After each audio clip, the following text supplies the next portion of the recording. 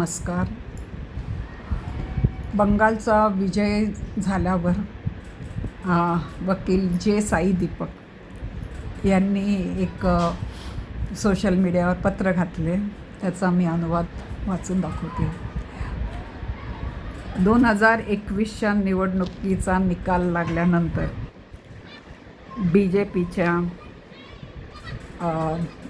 कार्यकर्त्यांना आणि ज्यांना वाटलं की ह्या लोकांनी BJPला सहाय्य केलं अशा लोकांना मारण्यास TMCच्या कार्यकर्त्यांनी सुरुवात केली. आणि त्यातही हिंदू महिलांना, मग ते BJPचे कार्यकर्ते असू दे किंवा CPIMचे कार्यकर्ते असू दे, त्यांच्यावर लैंगिक अत्याचार करायला सुरुवात केली. लैंगिक अत्याचार करण्यासाठी त्यांनी विजय मिळणार हे गृहीत धरून अनेक हॉटेलमधल्या खोल्या पहिल्यांदाच आरक्षित करून ठेवल्या होत्या.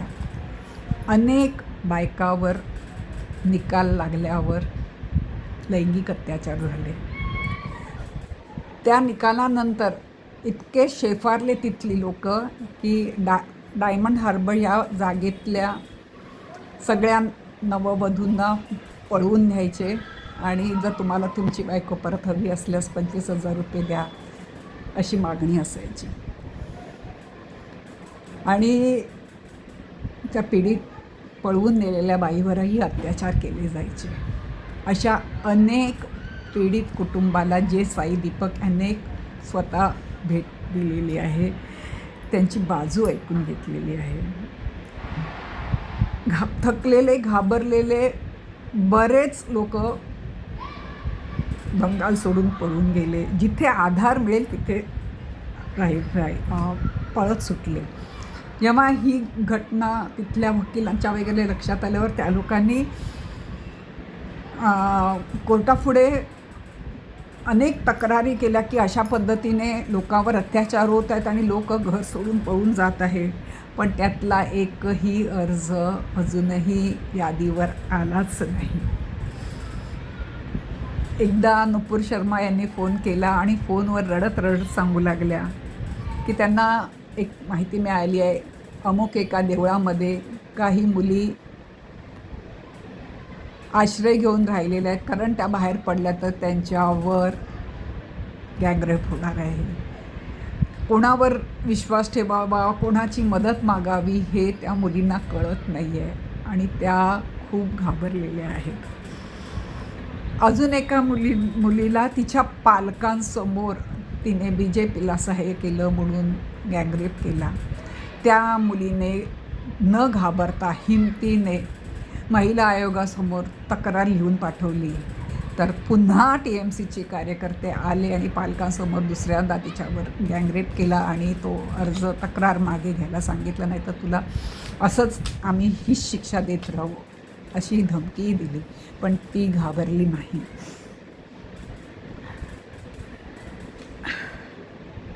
जे साई दीपक पुढे त्या पत्रात म्हणत आहेत की जितक्या पीडितांना मला भेटता आलं तितक्यांना मी भेटण्याचा प्रयत्न केला आणि कलकत्त्याच्या एका NGOने त्यांना खूप मदत केली आणि त्यांनी कलकत्ता हायकोर्टसमोर अशा असंख्य पीडितांची तक्रार पुढे केलेली आहे, नोंदवलेली आहे. त्यातल्या बरेच चा निकालही झालेला आहे. परिस्थितीची गंभीरता पाहून कलकत्ता हायकोर्टाच्या चीफ जस्टिसने 5 जजची बेंचचं नेमणूक केली आणि सुनावणी लवकरात लवकर व्हावी याचा प्रबंध केला. जवळपास 80,000 लोक कलकत्ता सोडून आसामला राहायला गेले. ह्याची नोंदही गुवाहाटी उच्च न्यायालयाने घेतली. जे साई दीपक पुढे लिहितात, ॲडव्होकेट महेश जेठमलानी यांनी काही केसेस आणि बऱ्याच केसेस स्वतः जे साई दीपक यांनी चालवल्या. पण राज्य सरकारचा अडियल आणि नकारात्मक स्वभावामुळे हे हे खटले चालवणे फार सोपे नव्हते, कारण त्यांच्याकडून कुठलीच साथ नव्हती. तपास व्यवस्थित होऊ द्यायचे नाहीत, तक्रारी पुढेपर्यंत येऊ द्यायचे नाहीत, असे खूप प्रकार व्हायचे. तरीसुद्धा त्यांनी खूप प्रयत्न करून अशा बायकांना, अशा पीडितांना न्याय मिळण्यासाठी प्रयत्न त्यांचा चालू आहे. प्रियांका तबरवाल यांनी खूप कोर्टाच्या कामामध्ये त्यांना मदत केली. CPIMचे बऱ्याच कार्यकर्त्यांना, कारण त्यांना खूप त्रास झाला, त्यांच्यावर त्या बायकांवरही भरपूर लैंगिक अत्याचार वगैरे झाल्यामुळे त्यांनीसुद्धा जे साईब दीपक यांना खूप मदत केली. जे साईब दीपक यांनी आपल्या पत्रामध्ये अनेक वकिलांचा आभार मानले की त्यांनी त्यांच्या जीविताला धोका असूनही कलकत्त्यात राहून त्यांना मदत केली. कारण जे साईब दीपक दिल्लीतून कार्य करत होते आणि त्यांना ज्या लोकांची मदत केली ते लोक कलकत्त्यात राहून त्यांना मदत करत होते, त्यांच्या जीविताला धोका असताना. जे साईब दीपक पुढे पत्रामध्ये लिहितात, आज सगळे बंगालचा विजय साजरा करत आहे, पण एक लक्षात ठेवा, ह्या विजयासाठी खूप जणांचं रक्त, जीव आणि शील गेलेलं आहे. खूप जणं अजूनही ट्रॉमामध्ये आहे, भयामध्ये आहेत, जे त्यांनी 2021ला भोगलेलं आहे. आणि जगातील म्हणजे भारतातील कुठल्याही प्रदेशात पुन्हा अशी स्थिती येऊ नये ही त्यांनी देवाकडे प्रार्थना केलेली आहे. हे पत्र वाचताना खूप पिळवटून आलं आणि नावातही नावसुद्धा ममता असलेल्या एका स्त्रीने अनेक स्त्रियांवर इतका जुलूम फक्त सत्तेसाठी, खुर्चीसाठी, खूप वाईट वाटलं. आणि पुन्हा वाटलं की खरंच त्या मानाने आपण खूप चांगल्या ठिकाणी राहतोय, आपण इथे बोलू शकतोय, लिहू शकतोय, दाद मागू शकतोय. मी मुद्दामून जे साई दीपक यांचा पत्राचा आज वाचन केलं की आपल्याला कळलं पाहिजे की आपल्या भारतात एक काही वर्षापूर्वी 1990मध्ये काश्मीरला हे घडलं होतं. त्यावेळेला एवढा सोशल मीडिया नव्हता.